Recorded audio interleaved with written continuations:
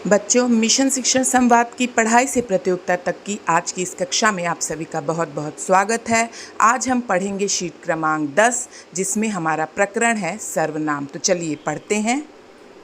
Hello बच्चों, mission शिक्षण संवाद पढ़ाई से प्रतियोगिता तक में आप सबका स्वागत है। हिंदी व्याकरण प्राथमिक स्तर की कक्षा में आप लोग आज पढ़ेंगे प्रकरण सर्वनाम, शीट क्रमांक 10। लेकिन उससे पहले बच्चों हम लोग देखेंगे कि हमने पिछली कक्षा में क्या पढ़ा था। तो हमने पिछली कक्षा में पढ़ा था संज्ञा के बारे में। हम उसको एक बार थोड़ा सा रिवाइज करते हैं। पहले हमने देखा था संज्ञा की परिभाषा। संज्ञा क्या होती है? संज्ञा किसी व्यक्ति, वस्तु, स्थान, प्राणी, गुण, अवस्था का जो बोध कराए वो संज्ञा कहलाती है। जो भी शब्द हमें किसी व्यक्ति के बारे में, किसी वस्तु के नाम के बारे में बताते हैं वो संज्ञा होती है। उदाहरण के लिए मैंने कहा मोहन, तो ये किसी व्यक्ति का नाम है। मैंने कहा दिल्ली, ये किसी स्थान का नाम है। मैंने अगर बताया कि ये पेन है, तो पेन इस वस्तु का नाम है। और गुण में सुंदरता, ये गुण है। और भाव जो होता है, जैसे खुशी का, गम का, दुख का, तो ये भाव है। जब हम इसे जिस शब्द से बताते हैं वो शब्द ही संज्ञा कहलाता है। हमने देखे थे कि संज्ञा के 5 भेद होते हैं। पहला होता है व्यक्तिवाचक संज्ञा, दूसरा होता है जातिवाचक संज्ञा, तीसरा होता है भाववाचक संज्ञा, चौथा है द्रव्यवाचक संज्ञा और पांचवा है समूहवाचक संज्ञा। हमने एक एक करके इन्हें विस्तार से भी देखा था बच्चों। जैसे हमने देखा था कि व्यक्तिवाचक वो संज्ञा होती है जो किसी विशेष व्यक्ति, वस्तु या स्थान के बारे में हमें बताए। जैसे राम, दिल्ली या फिर ताजमहल, ये विशेष चीज है जिसको हम नाम से बता रहे हैं। तो जब हम किसी विशेष चीज की बात करते हैं, विशेष व्यक्ति के नाम की या विशेष वस्तु के नाम की, तो उसे हम कहते हैं व्यक्तिवाचक संज्ञा। दूसरा है जातिवाचक संज्ञा। जातिवाचक संज्ञा व्यक्तिवाचक संज्ञा का ही एक रूप है। व्यक्तिवाचक संज्ञा में हम किसी एक विशेष व्यक्ति को बताते हैं, लेकिन जातिवाचक संज्ञा में हम विशेष व्यक्ति को न बता के उस पूरी प्रजाति के बारे में बताते हैं। जैसे लड़का, लड़की, नदी, पर्वत, तो हमने इसमें किसी एक चीज के बारे में नहीं बताया, हमने उस पूरी जाति के बारे में बताया। तीसरा था भाववाचक संज्ञा। भाववाचक संज्ञा वे संज्ञा होती हैं जिनमें हम अपने गुण या भाव को प्रकट करते हैं, अपनी अवस्था को प्रकट करते हैं। हम इसे छू या देख नहीं सकते। जैसे हम राम को देख सकते हैं, दिल्ली देख सकते हैं कि हाँ दिल्ली फला है, लेकिन इसे हम छू नहीं सकते, सिर्फ महसूस कर सकते हैं। हम कहते हैं ना कि गुलाब बहुत सुंदर है, तो सुंदर दिखता है, वो सिर्फ महसूस होता है कि सुंदर है। तो जिस भाव को हम महसूस कर सकें वो होती है भाववाचक संज्ञा। जैसे प्यार, नफरत, खुशी। चौथा है द्रव्यवाचक संज्ञा।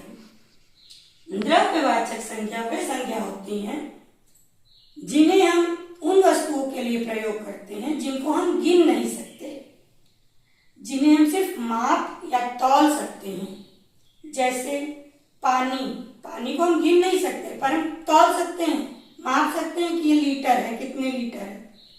उसी का और उदाहरण है दूध, सोना। ये सारी चीजें जो हैं वो द्रव्यवाचक संज्ञा के अंतर्गत आती हैं। पांचवा है समूहवाचक संज्ञा। समूहवाचक संज्ञा एक विशेष वस्तु के समूह को बताती है कि जहां बहुत अत्यधिक मात्रा में हो चीजें। जैसे सेना, झुंड, भीड़, टोली, तो इसमें हम एक से अधिक लोगों के बारे में बात करते हैं, अधिकांश लोगों के बारे में, तो इन्हें हम कहते हैं समूहवाचक संज्ञा। अब बच्चों हम एक उदाहरण देखते हैं जिसमें हमने इन संज्ञा को कैसे प्रयोग करते हैं वो बताया गया है। एक वाक्यांश है, सेना के जवान ने ईमानदारी दिखाते हुए सोने का हार अजय को वापस किया। अब इसमें हम देखते हैं कि सेना शब्द जो है वो समूहवाचक संज्ञा के अंतर्गत आता है, क्योंकि इसमें सेना एक झुंड को बताता है, एक समूह को बताता है। जवान, जवान किसी एक व्यक्ति को नहीं कहते, सेना में जो भी काम होते हैं उन्हें हम जवान कहते हैं, तो ये एक जाति को बताता है, इसीलिए ये जातिवाचक संज्ञा का उदाहरण है। ईमानदारी से, तो ईमानदारी जो है वो भाव है, भाववाचक संज्ञा के अंतर्गत आता है। सोने का हार, तो सोना जो है वो द्रव्यवाचक संज्ञा है। और अजय, अजय को वापस कर दिया, अजय जो है वो व्यक्तिवाचक संज्ञा है। तो इस तरह से हमने इसमें सारी संज्ञा के उदाहरण देखे। अब हम इससे रिलेटेड कुछ प्रश्न हैं जिन्हें आपको हल करना था। अभ्यास प्रश्न में पहला प्रश्न था संज्ञा किसे कहते हैं। तो हमने बच्चों देखा कि किसी व्यक्ति, वस्तु, स्थान, गुण, अवस्था का जो शब्द बोध कराते हैं उन्हें हम संज्ञा कहते हैं। दूसरा प्रश्न था संज्ञा के कितने भेद होते हैं। तो बच्चों संज्ञा के कुल 5 भेद होते हैं। व्यक्तिवाचक संज्ञा, जातिवाचक संज्ञा, समूहवाचक संज्ञा, भाववाचक संज्ञा और द्रव्यवाचक संज्ञा। तीसरा प्रश्न है जातिवाचक संज्ञा का उदाहरण दीजिए। जाति जो किसी एक विशेष जाति के बारे में बताए, जैसे लड़का, लड़की, बालक, गाय आदि। चौथा प्रश्न है भाववाचक संज्ञा किसे कहते हैं। भाववाचक संज्ञा वे शब्द होते हैं जिनसे किसी व्यक्ति या वस्तु के गुण, दशा, अवस्था या भाव का बोध होता है। और पांचवा प्रश्न है समूहवाचक संज्ञा का उदाहरण लिखिए। तो समूहवाचक संज्ञा का एक उदाहरण सेना है। अब इसके बाद हम देखते हैं अनुच्छेद। बच्चों अब हम देखते हैं अनुच्छेद, जो हमने पिछले शीट में देखा था। पहले हम अनुच्छेद को अच्छे से पढ़ेंगे। एक दिन राजा अकबर ने अपने दरबार में बैठे सभी दरबारियों से एक अजीब सवाल पूछा। अकबर ने कहा, बताओ इस दुनिया में सबसे कीमती और ताकतवर चीज क्या है। तभी एक दरबारी ने कहा, महाराज सोने और हीरे जवाहरात सबसे कीमती हैं। दूसरे दरबारी ने कहा, हाथी और घोड़ों की सेना सबसे कीमती है, सबसे ताकतवर है। लेकिन अकबर इन जवाबों से खुश नहीं हुआ। अंत में उन्होंने बीरबल की तरफ देखा तो बीरबल मुस्कुराए और बोले, जहांपना इस दुनिया में सबसे कीमती और ताकतवर चीज है समय। अकबर ने पूछा, वह कैसे। बीरबल ने जवाब दिया, महाराज गया हुआ समय करोड़ों सोने के सिक्के देकर भी वापस नहीं खरीदा जा सकता, इसलिए सबसे कीमती है समय। क्योंकि समय आने पर एक राजा भी रंक मतलब गरीब हो जाता है और गरीब भी राजा बन सकता है, इसलिए समय ही सबसे ताकतवर है। अब बच्चों हम इसके प्रश्न उत्तर देखते हैं। बच्चों हम लोगों ने पूरा अनुच्छेद पढ़ लिया है। अब हम उसके प्रश्न उत्तर देखते हैं। अनुच्छेद पे आधारित कुछ प्रश्न दिए हैं और उनके 4 ऑप्शन दिए हैं। उनमें से जो सही ऑप्शन है उसे हमें चुनना है। तो पहला प्रश्न है, राजा अकबर ने दरबारियों से क्या सवाल पूछा था। पहला ऑप्शन है सबसे सुंदर फूल कौन सा है। बी ऑप्शन है सबसे कीमती और ताकतवर चीज क्या है। सी ऑप्शन सबसे बुद्धिमान व्यक्ति कौन है। और डी ऑप्शन है चोर कौन है। तो हमने पढ़ा था बच्चों की सबसे कीमती और ताकतवर चीज क्या होती है, ये पूछा था अकबर ने। तो इसका बी ऑप्शन करेक्ट होगा। सेकंड क्वेश्चन है, दरबारियों ने सबसे कीमती चीज किसे बताया। दरबारियों ने सबसे कीमती चीज, ए ऑप्शन है सोने और हीरे जवाहरात को, बी सेना और राजा को, सी महल और बगीचे को, डी भोजन और पानी को। तो बच्चों उन्होंने बताया था सोने और हीरे जवाहरात को सबसे कीमती चीज। तीसरा क्वेश्चन है, बीरबल के अनुसार दुनिया की सबसे कीमती और ताकतवर चीज क्या है? बीरबल ने किस चीज को कहा था कि सबसे कीमती है? बुद्धि, समय, तलवार या पैसा? तो हमने पढ़ा था बच्चों अनुच्छेद में कि बीरबल ने सबसे ज्यादा कीमती और ताकतवर समय को कहा था, क्योंकि समय एक बार जाता है तो वापस नहीं आता। चौथा क्वेश्चन है, बीरबल ने समय को सबसे कीमती क्यों कहा? पहला ऑप्शन है क्योंकि समय सोने की तरह चमकता है। बी, क्योंकि बीरबल के पास बहुत समय था। सी, क्योंकि गया हुआ समय करोड़ों सिक्के देकर भी वापस नहीं आता है। और डी ऑप्शन है क्योंकि समय राजा के पास होता है। तो बच्चों इसका सही ऑप्शन है सी, क्योंकि गया हुआ समय कभी भी वापस नहीं आ सकता, करोड़ों सिक्के देकर भी वापस नहीं मिल सकता। आखिरी क्वेश्चन है, बीरबल के जवाब पर राजा अकबर की क्या प्रतिक्रिया थी? तो क्या वे बहुत गुस्सा हुए, या उन्होंने बीरबल को सजा दी? सी, वे सोच में पड़ गए, या डी, वे बहुत प्रसन्न हुए? तो बीरबल के जवाब को सुनकर राजा अकबर बहुत प्रसन्न हुए। इसका डी ऑप्शन करेक्ट है। तो बच्चों ये हमारा अनुच्छेद पूरा हुआ। अब हम इसके बाद देखते हैं आज का प्रकरण सर्वनाम के बारे में। ठीक है बच्चों, तो हमने देखा कि पिछली कक्षा में हमने क्या पढ़ा था। हमने अनुच्छेद के बारे में भी पढ़ लिया। अब हम देखते हैं आज का प्रकरण। आज को हमें पढ़ना है सर्वनाम, सीट नंबर 10। सबसे पहले हम जानते हैं कि सर्वनाम होता क्या है, कहते किसे हैं। सर्वनाम की परिभाषा। सर्वनाम वे शब्द होते हैं जो किसी व्यक्ति, वस्तु, स्थान आदि के नाम के स्थान पर प्रयोग किए जाते हैं। सीधे शब्दों में कहें तो संख्या के स्थान पर जो भी शब्द प्रयोग किया जाता है उसे हम सर्वनाम कहते हैं। उदाहरण के लिए मैं, तुम, वह, यहाँ, आप, क्यों, कैसे, किस लिए, ये सारे शब्द जो हैं वो सर्वनाम कहलाते हैं। अब हम एक उदाहरण से देखते हैं कि हम सर्वनाम का प्रयोग कैसे करते हैं। जैसे मैं कहूँ कि राम स्कूल जाता है, राम खाना खाता है, राम क्रिकेट खेलता है, तो मैंने इस एक जो वाक्य बोला है ये, इसमें राम शब्द का बार बार प्रयोग किया है। अगर मैं इसे इस तरह बोलती कि राम स्कूल गया, वह पढ़ रहा है, वह खाना खा रहा है,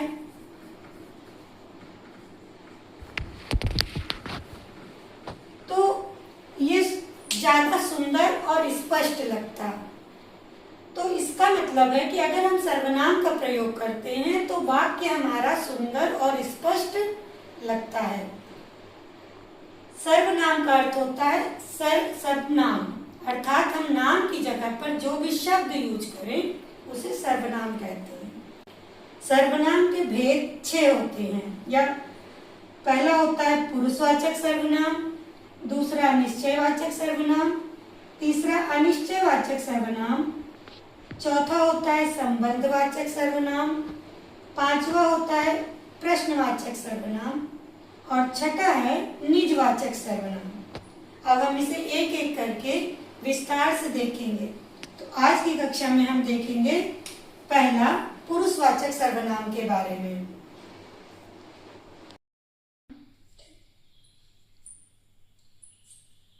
तो बच्चों अब हम जानते हैं पुरुषवाचक सर्वनाम के बारे में। पुरुषवाचक सर्वनाम में 3 लोगों की बात होती है। एक बोलने वाला स्वयं, दूसरा सुनने वाला और तीसरा होता है कोई तीसरा व्यक्ति जिसके बारे में हम बात कर रहे हैं। तो बच्चों जो वे सर्वनाम जो बोलने वाले स्वयं अपने लिए प्रयुक्त करते हैं, जैसे अगर मैं बात कर रही हूँ तो मैं अपने लिए कहूंगी कि मैं, हम, मेरा, तो ये सर्वनाम उत्तम पुरुष कहलाते हैं। दूसरा होता है मध्यम पुरुष। मध्यम पुरुष जो वक्ता के बारे में बात करता है, श्रोता के बारे में जो सुन रहा है। जैसे मैंने बोला तो मैं हो गई उत्तम पुरुष, जो कोई सुन रहा है वो हुआ मध्यम पुरुष। तो मध्यम पुरुष के लिए हम प्रयोग करते हैं कि तुम, तुम्हारा, इस तरह के शब्द को। और तीसरा होता है अन्य पुरुष। अन्य पुरुष जब हम किसी तीसरे व्यक्ति की बात करते हैं कि वह ऐसा कर रहा है, वो वहां गया, तो ये जो शब्द होते हैं ये सर्वनाम कहलाते हैं अन्य पुरुष। अन्य पुरुष 3 प्रकार के होते हैं। उत्तम पुरुष, जैसे मैंने बताया, उसमें हम प्रयोग करते हैं मैं या हम का। मध्यम पुरुष, जिसमें हम प्रयोग करते हैं तुम, आप, तुम्हारा। और अन्य पुरुष, वह, वे। ठीक है बच्चों, अब एक एक करके हम इन तीनों का उदाहरण देखते हैं। पहला, उत्तम पुरुष, जिस सर्वनाम का प्रयोग वक्ता स्वयं अपने लिए करता है, बोलने वाला, वो कहलाता है उत्तम पुरुष। जैसे मैं कहती हूँ मैं आज स्कूल जा रही हूँ, मैं खाना खा रही हूँ, मैं ये काम पूरा कर लूंगी, हम मिलकर ये कर। तो इस तरह के जो शब्द होते हैं वो मैं अपने स्वयं के लिए प्रयोग कर रही हूँ, इसलिए हम में ये कहलाएगा उत्तम पुरुष।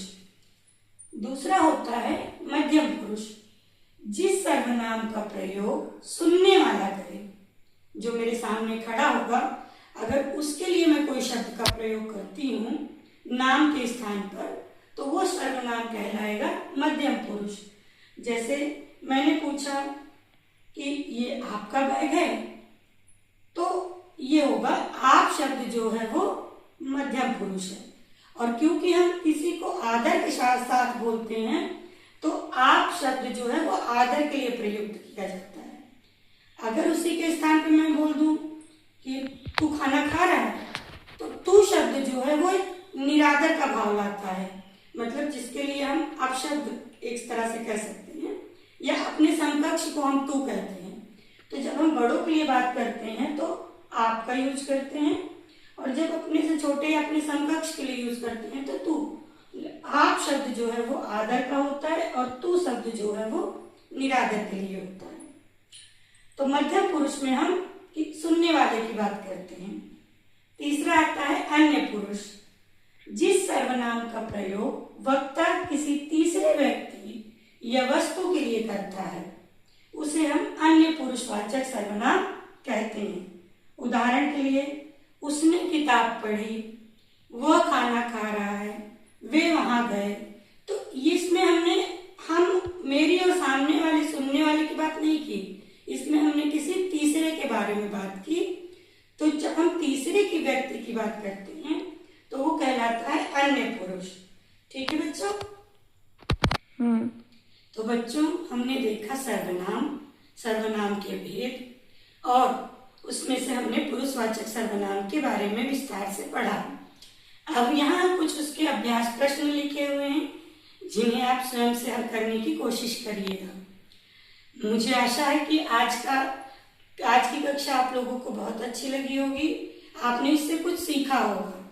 धन्यवाद। और आप लोग अपना ख्याल रखिए और साथ साथ अपने आसपास रहने वाले लोगों का भी ख्याल रखिए।